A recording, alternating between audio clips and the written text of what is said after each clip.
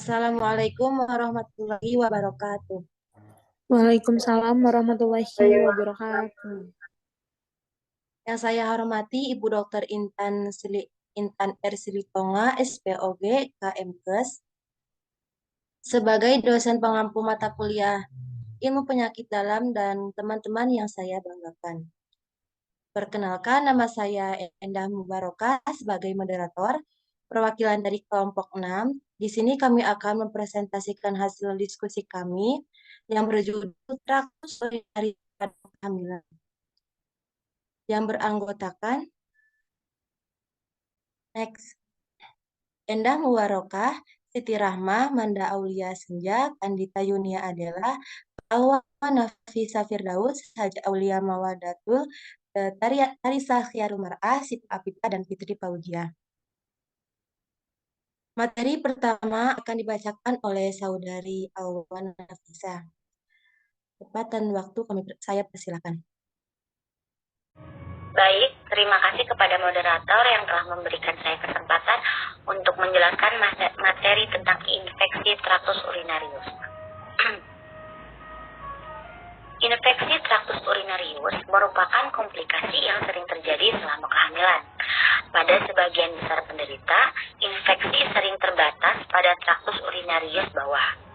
Infeksi dapat asimptomatik atau disebut bakteri urea asimptomatik, asimptomatik atau disebut terapi. Infeksi traktus urinarius ini, infeksinya akan menjalar ke atas hingga pielonefritis akut.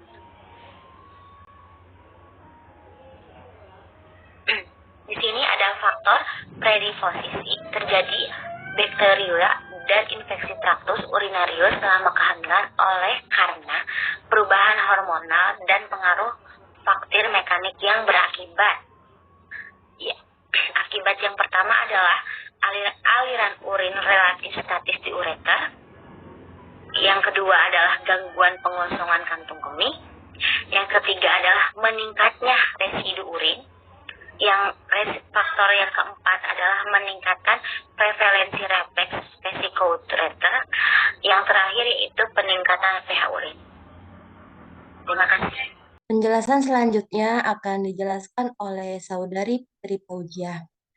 Tempat dan waktu kami persilakan. Baik, selanjutnya adalah tanda dan gejala traktus urinarius. Di sini yang pertama ada gejala rasa nyeri saat buang air kecil, yang kedua ada sensasi rasa terbakar saat buang air kecil dan meningkatnya frekuensi buang air, kemudian adanya darah pada urin, kram perut bagian bawah, rasa sakit saat berhubungan intim, dan gejala demam dan menggigil, lalu keringat dingin, dan terakhir adalah urin beraroma minyak.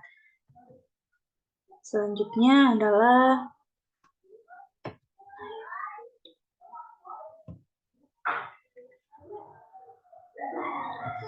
faktor dan penyebab timbulnya traktus urinarius.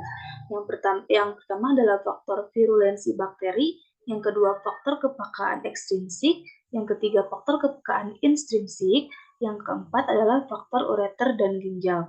Faktor lain yang menjadi penyebabnya antara lain, yang pertama ada aktivitas seksual, alat kontrol kehamilan, yang ketiga menopause, yang keempat kateter, yang kelima saluran abnormal, yang keenam masalah imun, dan yang terakhir adalah batu saluran kemih. Terima kasih. Selanjutnya akan dijelaskan oleh Siti Rahmah. Waktu dan tempat kami persilakan. Baik, terima kasih kepada Endah Mubarokah selaku moderator. Di sini ada perubahan traktus urinarius pada kehamilan.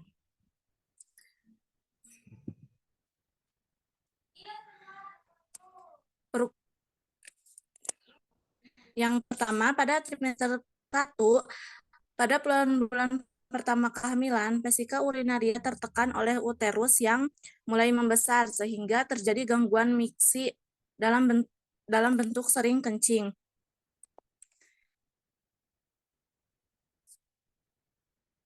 Keadaan ini hilang dengan makin tuanya kehamilan bila uterus gravidus keluar dari rongga panggul. Dan yang kedua, pada trimester kedua, kepala janin mulai tertekan ke bawah pintu atas panggul. Dan keluhan sering kencing karena kandung kencing mulai tertekan kembali oleh kepala.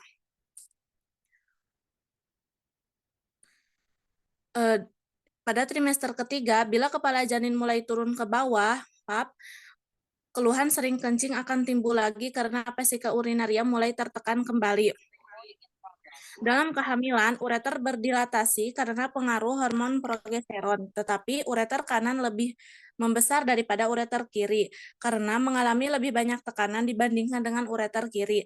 Hal ini disebabkan oleh karena uterus lebih sering memutar ke arah kanan. Mungkin karena orang bergerak lebih sering memakai tangan kanannya atau disebabkan oleh letak calon sigmoid yang berada di belakang kiri uterus. Next.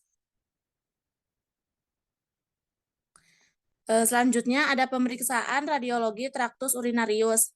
Yang pertama ada pemeriksaan foto polos perut atau FFA. Yang bertujuan untuk melihat batu radiopak, 90% batu saluran kemih radiopak, batu radiopak, kalsium oksalat, kalsium fosfat, batu radiolusken, asam urat. Selanjutnya ginjal, yaitu bentuk, letak, ukuran, dan posisi. Adakah gambaran batu radiopak? Dan terakhir, apakah itu tumor atau massa? Next.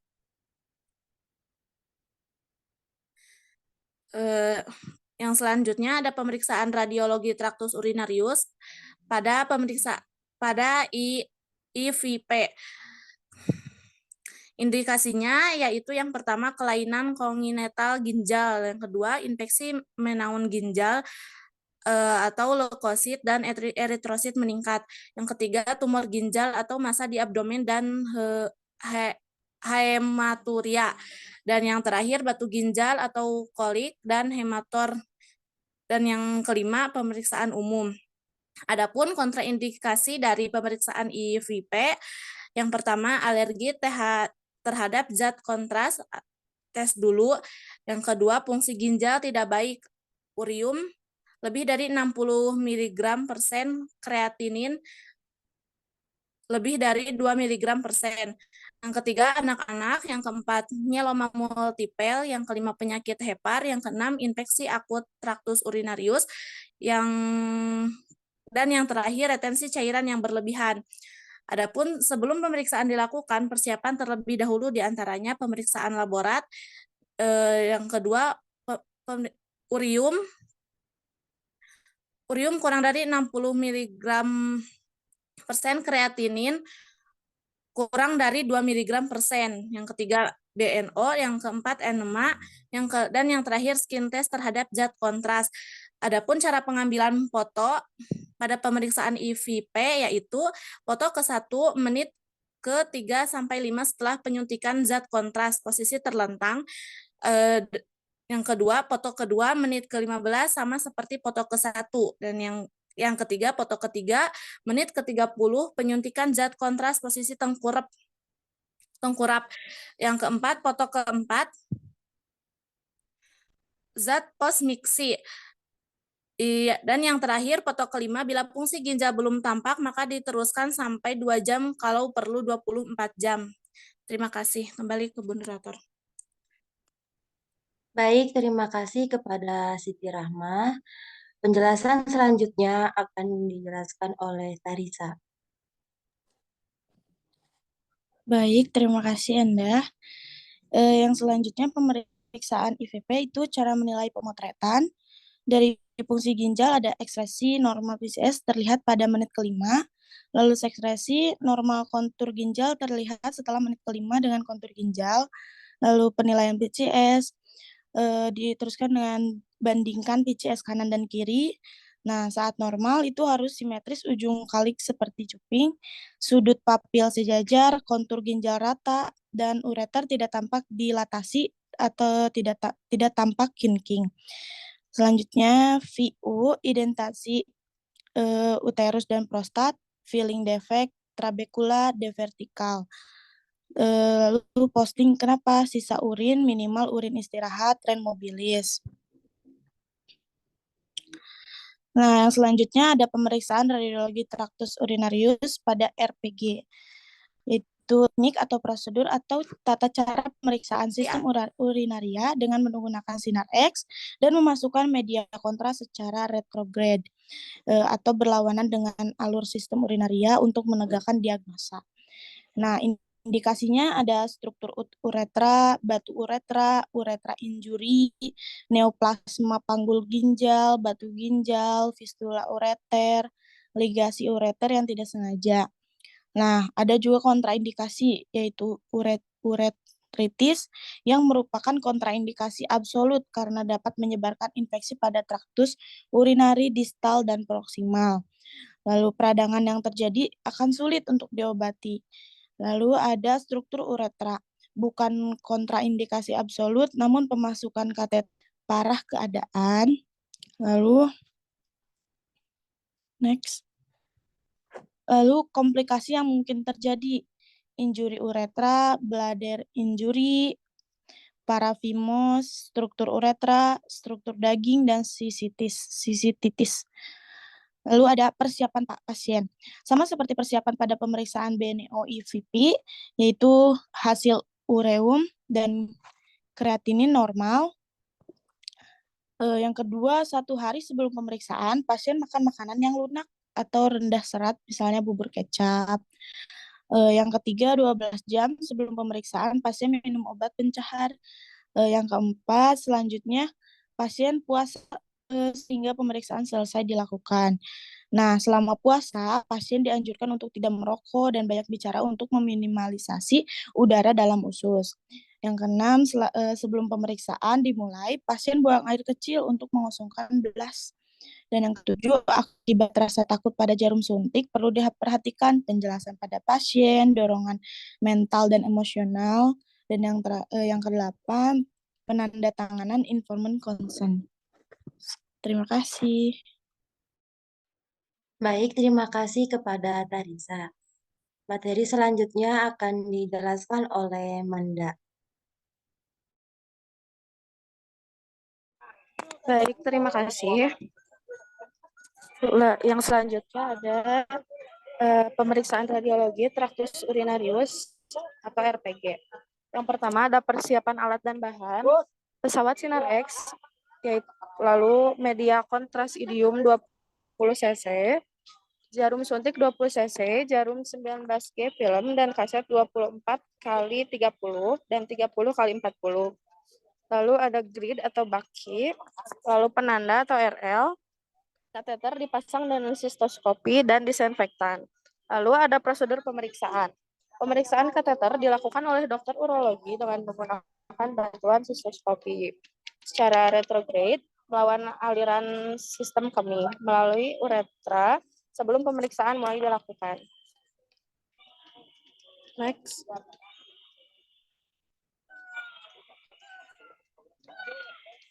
Lalu ada pemeriksaan radiologi traktus urinarius atau APG. Definisi pemeriksaan. Teknik dari traktus urinarius dengan cara memasukkan kateter dengan cara nefrostomi, perkutan atau pembedahan langsung. Lalu ada indikasi pemeriksaan. Pertama, untuk mengevaluasi sumbatan pada ginjal atau ureter, jalan darah atau tumor. Yang kedua ada untuk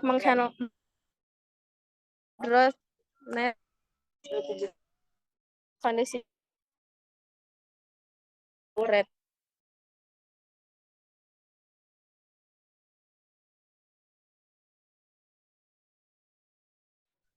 Darahan. Obat sehingga pemeriksaan dapat membahagiakan pasien. Terima kasih. Baik, terima kasih kepada Saudari Manda. Materi selanjutnya akan dijelaskan oleh Saudari Sipa Apipa. Tempat dan waktu kami persilahkan.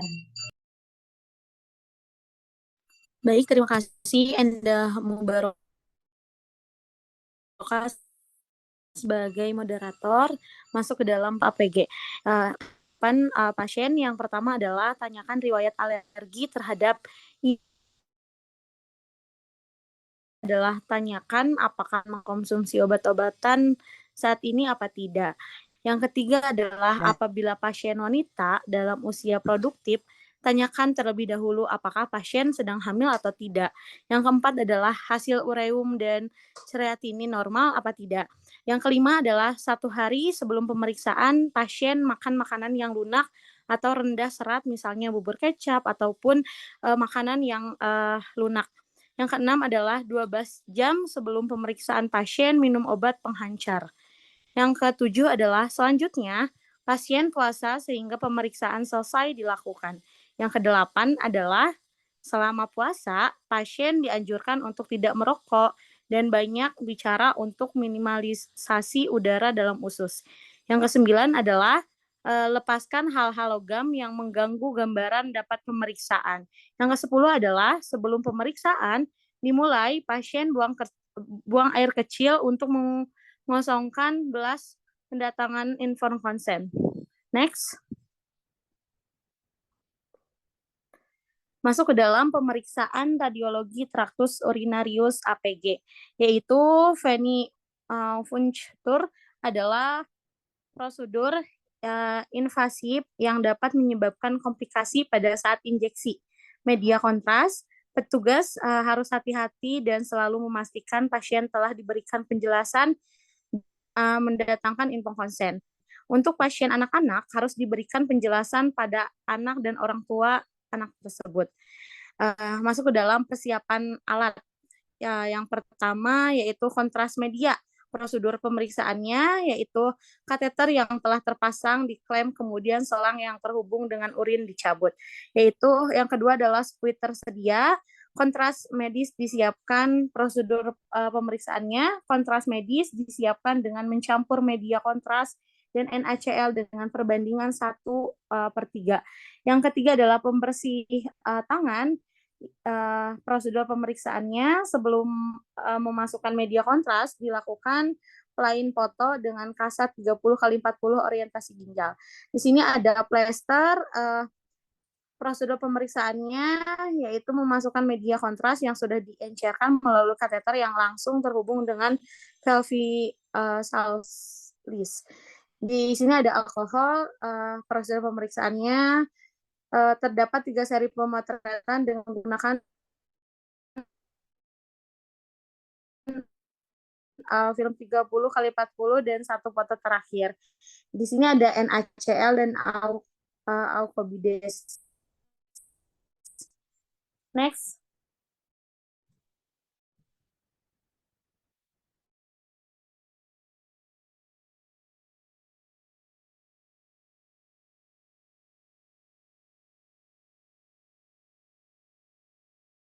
Ada pemeriksaan itu posisi objeknya MCP sejajar dengan Buchki tubuh. Di sini terus IE. Dan di sini ada central point MSP setinggi Cistra Iliaca dan EFD 40 inch sama dengan 100 cm. Dan di sini masuk ke dalam kriteria evaluasi. Yang pertama adalah tampak gambaran abdomen dengan batas bawah film, mencakup tepi atas simfisis pubis. Yang kedua adalah fotosimetris ditandai dengan kolumna vertebrae lumbalis, yaitu terproyeksi pada pertengahan film. Yang ketiga adalah tampak kontur ginjal kiri dan kanan. Yang keempat adalah tampak muskulus PSOAS lin kiri dan kanan. Yang kelima adalah kedua dinding lateral abdomen tidak terpotong. Yang keenam adalah bila bisa mengangkut dua diafragma. Materi selanjutnya akan dijelaskan oleh Haji Aulia. Waktu dan tempat kami persilahkan. Baik, terima kasih untuk Saudari Endah telah memberikan saya waktu untuk menjelaskan tentang pemeriksaan radiologi traktus urinarius APG. Yang kedua, adanya proyeksi AP oblique, yang mana ada beberapa posisi dan juga sampelnya, yaitu posisi pasien semi-supine, Lalu posisi objeknya yaitu dengan atur tubuh pasien sehingga dapat membentuk sudut 450 terhadap meja pemeriksaan. Lalu pasien menekuk lutut yang jauh dari meja pemeriksaan, luruskan kaki yang dekat dengan meja pemeriksaan, tangan yang dekat dengan meja pemeriksaan gunakan sebagai ganjalan kepala. Yang jauh dari meja pemeriksaan diletakkan di depan tubuh. Lalu ada central ray, tegak lurus IR. Lalu ada central point, 2 inci 5 cm medial dari SIAS dan 1/2 inci atau 3,8 cm di atas crista iliaca.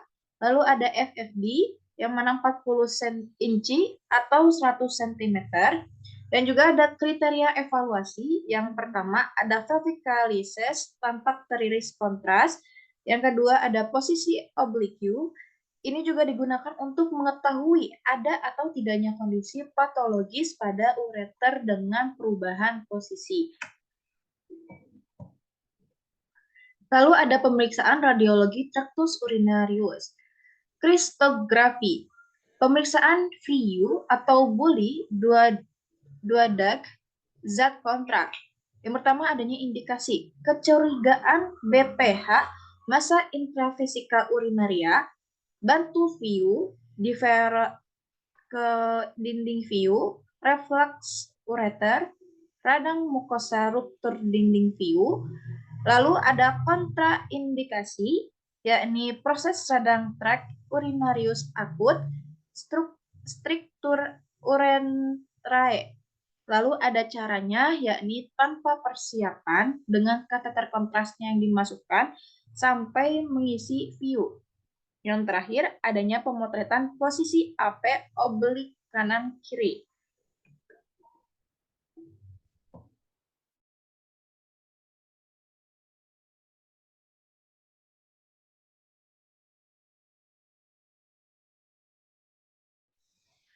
Lalu ada pemeriksaan radiologi traktus urinarius USG.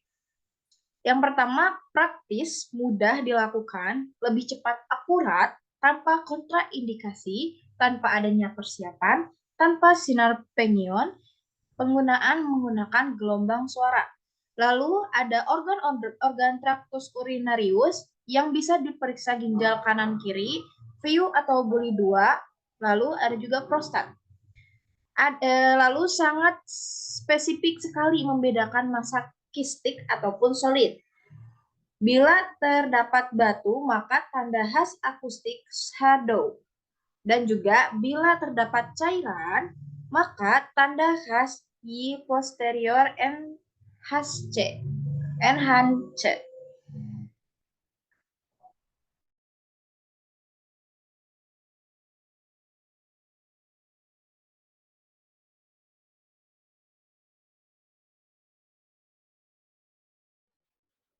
Baik, terima kasih kepada Saudari Haja Aulia.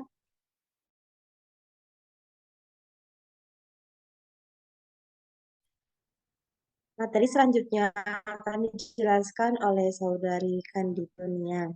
Waktu dan tempat kami persilakan. Baik, terima kasih kepada Endah Mubarokah. Yang selanjutnya ada cara mencegah traktus urinarius pada kehamilan. Cara-cara untuk mencegah itu ada beberapa langkah. Yang pertama, tetap terhidrasi dengan baik.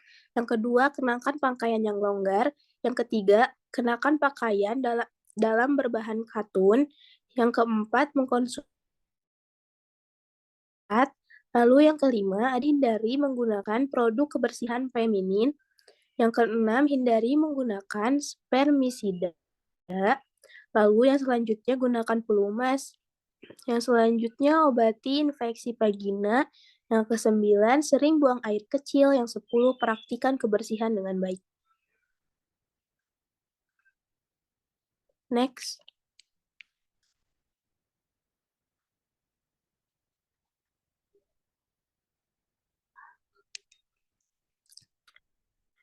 Dan selanjutnya, cara mengatasi traktus urinarius pada kehamilan. Langkah-langkahnya yang pertama ada minum banyak cairan, harus sering buang air kecil, lalu konsumsi probiotik. Yang selanjutnya minum jus cranberry, gunakan minyak cengkeh, tingkatkan asupan vitamin C, obati infeksi vagina, lalu yang terakhir sering buang air kecil. Cukup sekian presentasi dari kelompok kami. Kurang lebihnya mohon maaf. Wassalamualaikum warahmatullahi wabarakatuh. Waalaikumsalam warahmatullahi wabarakatuh. Waalaikumsalam warahmatullahi wabarakatuh.